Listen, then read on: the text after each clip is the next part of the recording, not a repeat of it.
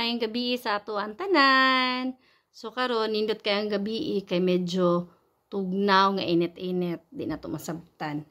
So ang ato ang gipangita nga kainit is mag-istorya tag about tao nga mga plastic, trydor nya feeling dato nya feeling perfecto sa iyahang kinabuhi.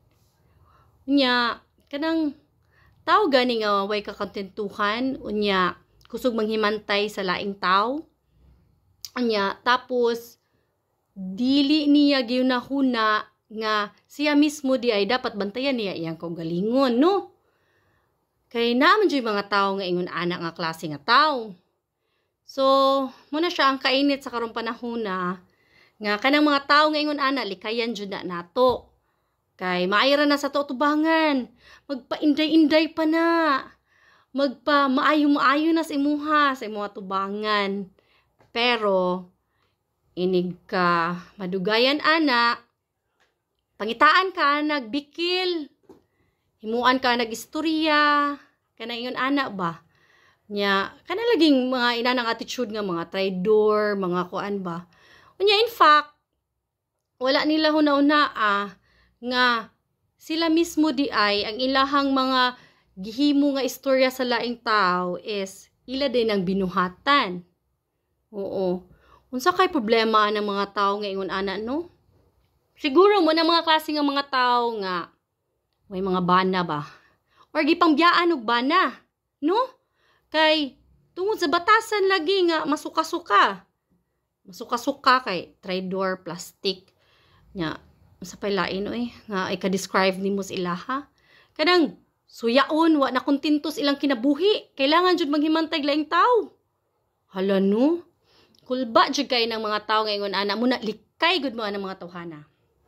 Kay nga naman. Kay toxic ra na sila sa inyong kinabuhi. Ikaw wala kay intensyon nga gibuhat nga dili maayo unya himuan lang ka, di ba?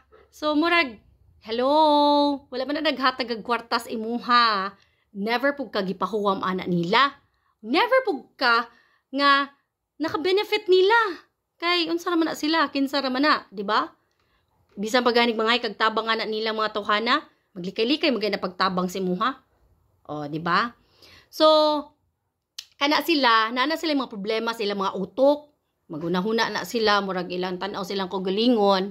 Kana bang na something kuwang sa ilaha. Muna, makahuna-huna sila dautan para sa ilang isig katawo. Diba? Which is in fact, magunahuna sila. For example, naa sila yung mga na-view nga, let us say, ilahang parinti. Unya, kanang ilang nakita nga na-close nimo. Ana, so kana, ilahang huna-huna, kana bang hugaw kaayo. Diba? Unya, tapos, ang mahitabo, sila, wa nila huna-una nga mismo gani sila, gipambiyaan sa bana, nahimo pa silang kabit, or unsa, whatsoever, dapat ilang kaugalingon nila ng tawon, uy, dili kay maghimantay silang isig kataw, himuag dautan ang ilang isig kataw. Suya na mga tao, ingon ana. Suya, jud kayo ba? Wala na kontento sa ilahang kinabuhi. Wa nalipay. Saon taman, ultimo ra may mga bana. Aw, wala jud di ay. Wa na day mga bana kay tungod sa mga batasan nga masuka-suka.